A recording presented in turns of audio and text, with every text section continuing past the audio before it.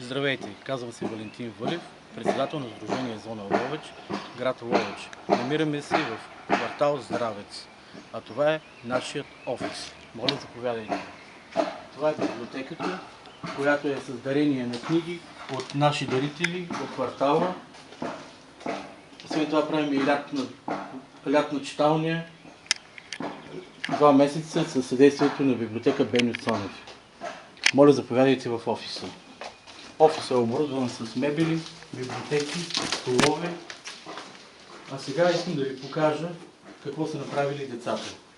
Това е правено от подръчни материали и от отпадъчни.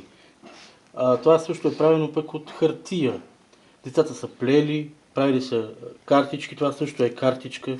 Това също е един много интересен подарък, бих казал. А това е правено от капачки. Оборудвани сме с компютър и имаме възможност за около 10-12 деца да могат след обеда тук да се занимават, да си пишат домашните и да играят на не се сърди човече шах. Отвънка имаме направени игрини асфалт. Моля, елате.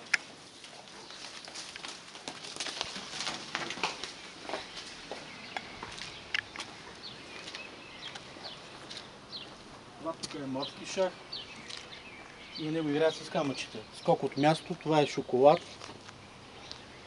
Това е шоколад. Това е дама. Не, това е дама. Това е дартс, дама и това е охлюв. Ще бъде подновено за 1 юни, когато ще направим празник на децата.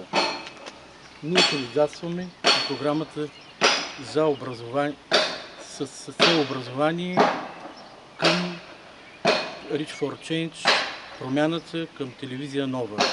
Искам да видите какво искам да направим с тази полунаправена спортна площадка. Там искаме да сложим биоградинка да направим, после да бъдат детски съоръжения, после тази спортна площадка, която виждате е 2 тенис маси и 1 фитнес уред, да се разшири още по-нататък.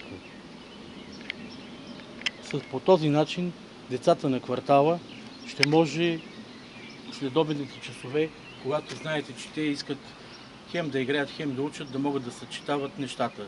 Които имат наистина домашни да пишат, ще идват тук в сдружението и със съдействието на наш представител ще могат да си напишат домашното, а когато им се играе, те ще могат да играят на игрите на асфалт или на спортната площадка.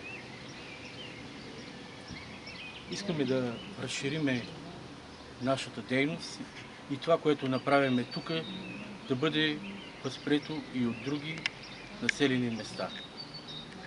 За нас е важен примера и това, че опита вече го имаме, когато имахме такъв служител по такава програма.